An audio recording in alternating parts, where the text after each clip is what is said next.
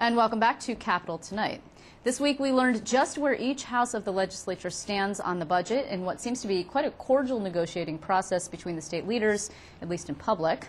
Another lawmaker made a walk of shame back to the Capitol after being charged in a corruption scandal, and Mayor Bloomberg bashed Buffalo, sparking an interstate battle between the Big Apple and the Queen City. So who better to navigate all of this nonsense than the folks who cover it all week long? They are the reporters of the Roundtable. You know them. Ken Lovett is the Capitol Bureau Chief for the New York Daily News. Across the table, we have Jimmy Vielkind. He's political reporter and blogger extraordinaire for the Albany Times-Union, and Nick Reisman of Gannett News Service. Gentlemen, thank you very much for joining me. I appreciate it. Good to be here. Let us start with the budget because, you know, it's the biggest thing we got going on. And do you really, I gotta say, do you really believe that it's all as cordial as they're making it out to be? I think it has to be in one sense. The end result is already known. The governor is going to get almost anything he wants because of this hammer he has, where he's going to threaten them and say, well, you don't want a budget deal? Then close down the government or pass, what I want. So if they want any restorations, they have to do it before they get to the emergency extender phase of the process. One of my favorite moments of the news conference after the five-way leaders meeting yesterday with the governor and all the legislative leaders was when John Sampson starts talking about, he's concerned about cuts to the Yonkers City School District, and then Cuomo behind him starts tugging on his jacket a couple times.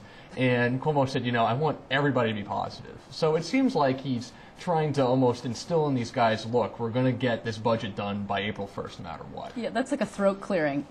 Excuse me. Yeah. You didn't have a hook. Yeah, right, exactly. I mean, Cuomo has talked all about the carrots. He's been very good. He has not blasted the legislative leaders. No, that's for the schools. Not on the schools, but he hasn't blasted the legislative leaders. He hasn't taken them to task, and they have accepted large portions of what he has proposed in his spending plan. But they're very aware of the stick. There's what Ken said, the fact that he can put it in an emergency extender bill. There's the fact that he could convene a Moreland Act commission. There's the fact that a governor with a 77% favorability rating could come to their districts and start denouncing them as tools of the special interest. Hold on, let me just ask this. If in fact you're right, and I believe that you're right, that this extender bill, and you actually wrote a piece about this, I think you guys did, and Gannett did at any rate, about how they have this very powerful thing. We've all sort of talked about it in various different iterations at various different times. Why bother negotiating at all? Because, as he says, you'd rather get it done amicably. It's good for the state for this to happen. And also there's more certainty when the legislature's on board. He also crafted his budget knowing that some money was going back in. So he went deeper in certain areas like healthcare and social services, knowing that some of that money. Well, that's but if you look, not a lot. And that's the thing. Because he wants things beyond the budget. Of course. He wants things beyond the budget. He wants a tax cap. He wants rent regulations ethics to be reform. He wants ethics reform. So why go nuclear in the first round? He has two legislative leaders who seem to be willing to go along. They know the same poll numbers that Cuomo does. They know that New Yorkers are fed up with their state government. If the governor is popular and he's going to hit the reset button, why not go along? Why not say, we too are ready to turn a page in Albany. We have delivered an early I think the one thing that we got to keep in mind, though, is so far. Yeah, all these things are happening so far. It's March 18th. We still got, what, another 2 weeks? No, I don't think it's so far. I think it's going to be, I think this year it gets done. I think year 3, you may see a shutdown if it comes to it, because then they're going to have to reclaim control. But now, they're not going to shut down government now. They're not going to use that option. But we will see, I agree. I think we'll see a couple, because we always do. Like, they'll blow up, they'll freak out, they have a deal, it'll fall apart. And then there'll be a deal. And then there'll be a deal, right. Okay, but you brought up the issue of the property tax cap and rent control. I found this particularly fascinating. I want to start with you, Ken, because from the downstate perspective for the Daily News. I thought that was a big give on his part to Shelley Silver, and then they subsequently walked it all back. Well, I think it's a huge give to Shelley Silver, and more importantly, I think it would make, if they did somehow get a deal on rent control and property tax cap and put it in the budget, I think it would make a lot of the cuts that are going to be made palatable to both the Assembly Democrats and, if they got a property tax cap, the Senate Republicans. So it's kind of like they'd be voting on horrific things that they never thought they'd be voting on, and then they could at least say, well, we have this.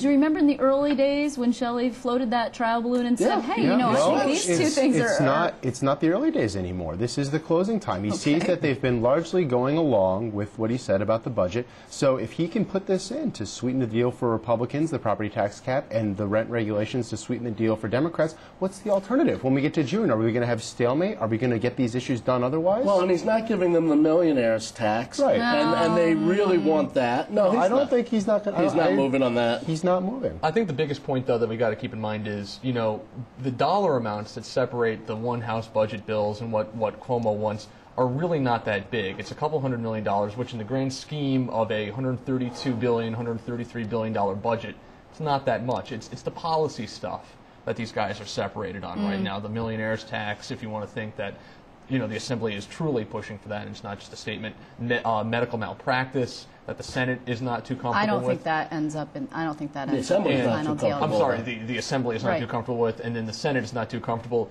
with the living wage increases Right. for home care workers. So it's policy that these guys are really concerned about. True. But And in the end, LIFO. And he's LIFO. already LIFO, won because based on what they put forward in their one House budgets, they're already so much closer to him than you would have expected in a normal year. Okay, the so other we thing can to all just remember- stop covering the budget, is what you're saying. You know what it's like? You know what it's like? You didn't Liz? just say, "Hey, people, we have a No, budget. It's done." you know essentially. what it's kind of Thanks. like right now? It's kind of like when you're DVRing a baseball game, and before you get to watch it, someone says the Yankees won. So you turn it on. You don't know exactly how they won. You don't know Or how the many runs Olympics. or where it Yeah, happened, yeah, yeah. but you know the end result. And Yeah. I think we all know the end result here. It's just going to be the machinations to get there. Okay, let me just briefly though. Can we just mention that? Wow, that really angry Yeah. speech that he gave against the schools. I mean, he was really angry. I mean, why? I spent my day yesterday calling school superintendents. yes, you did. They Oh, had a yeah. lot of fun. Oliver Robinson, the superintendent of Shenandoah He School was way District, out there on a limb. He said Cuomo was absolutely obscene. He said, the governor's just going to run the state for 4 years, then run for higher office. I have to worry about the safety of my children and their futures over 3 to 5 years. But literally, more superintendents called me today to continue the rhetoric after reading the paper today. I don't quite know what Cuomo was going at. He needs to shift public perception, and what these school superintendents all said, politely or not, was, look, the governor's playing a public relations game. He's trying to belittle our credibility when we say, no, look, we have to lay off Mrs. Quinn. And I think that what he's doing is making his proposed cuts more sellable. The district leaders and people at the local level say, look, it's a finite number here. We either have to raise taxes, cut teachers, that's the bulk of our expenses. We can tighten our belts a little bit, but yeah, if I'm making $189,000. Yeah, but that's the problem. But I'm sorry, go ahead. But it's not the real number.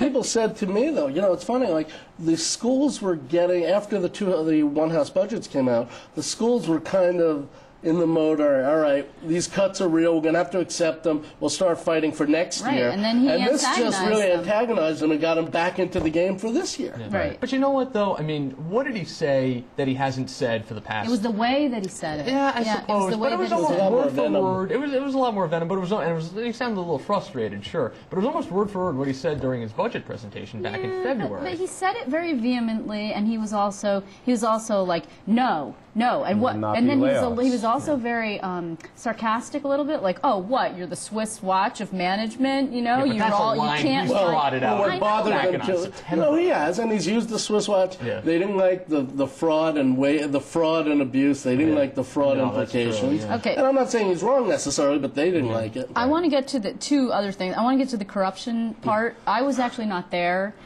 when Senator Kruger, I could not believe how much they ostracized him. There have been guys in the past who have been accused of things and not gotten the treatment that this guy got. This was Pedro Espada-like ostracized. Oh, it was worse than that. Although, They froze him right They out. froze him out. They wouldn't let him go into conference because people said they'd boycott originally. I think you reported Yep. he wanted to apologize to them for the bad press, I guess, that he brought on them. And they were like, no. They didn't want anything to do with him. The only one who went over to him was Senator, Ruben Diaz gave him a hug, his former amigo. And as one person joked, it wasn't really a hug as much as a pat down to see if he was wired. Nobody trusts this guy. That's the thing. You got to remember, Carl was not a team player with these Democrats. Carl has been trying to extort things for himself since the beginning. Remember, in 2008, it was the Gang of Four that he wrestled together to try and get himself that finance chairmanship. Again, during the MTA payroll tax. Again, during the coup. Kruger was Don't you right think it's there. a little like there, but for the grace of God for these No, guys? but when Bruno went down, there was a lot of sympathy for him from both Democrats. Some Democrats showed up at his trial to watch. Yeah. They said to kind of support him emotionally, not that they supported what he did. I think, when Guy Valella, same thing. He was very well liked. Carl Kruger was seen as an opportunist, someone who was always out for himself and who wasn't necessarily a team player unless he was bought off. Now, he was a very strong team player once he went back to the Democrats this last time after the coup, but he was not respected. And the big he was thing not that liked. people said was, oh, now, finally. This was not, oh my God, I had no sure, idea this was sure. going on. It was like, oh, Let's okay, just, about before time. we run out of time, I do want to touch on this situation. Bloomberg and Buffalo. I mean, come on. As if really? I don't know. Wasn't quite gingham dresses that Ed Koch did when he was running for governor, but it was a gratuitous shot. Buffalo, and I went to school in Buffalo, so I know Buffalo, and it does have a chip on its shoulder because it is a good city, and people just, because of the snow or whatever reason, they shoot at it. It's also really an insensitive remark when you break it down because all these upstate cities, including Buffalo, have seen, people leaving over the last 2 decades. Did you guys think that Byron Brown's response was appropriate? Because I have received some emails from people who said that he was inappropriate in the way that he responded to. Well, it was the phrase, and I It's apologize okay. if I can't say said it on TV. the air. Go ahead. Pissed off. Pissed off. He that said it twice. And it's. I think though that Buffalo is the city of Carl Palladino. Buffalo is, like you said, a city with a chip on its shoulder. Of Jimmy Griffin, the former mayor, yeah. who also was like that. And Good I think that's something that the city almost demanded was their leader, their mayor, to come out and say, yeah, I'm kind of pissed off about it. Do you want to weigh in for Upstate America, Jimmy? I do. I think he didn't really turn the other cheek, but at the end of the day, I think this is just Mike Bloomberg putting his foot in his mouth again, which he's shown a great penchant to do over his he time has in shown office. that. Yes, he so, has. Go ahead, Mike. Pick on Albany next, and I'll come after you. Okay, and on that note, I would like to thank you all very much for being here He's with quaking, me. Jimmy. I'm sorry. I'm not even going to touch this one. Ken Lovett, thank you very much. Nick Reisman, thank you. And Jimmy Vielkin, I'm sure that I'll be hearing from Mayor Bloomberg any moment now. We're waiting for it.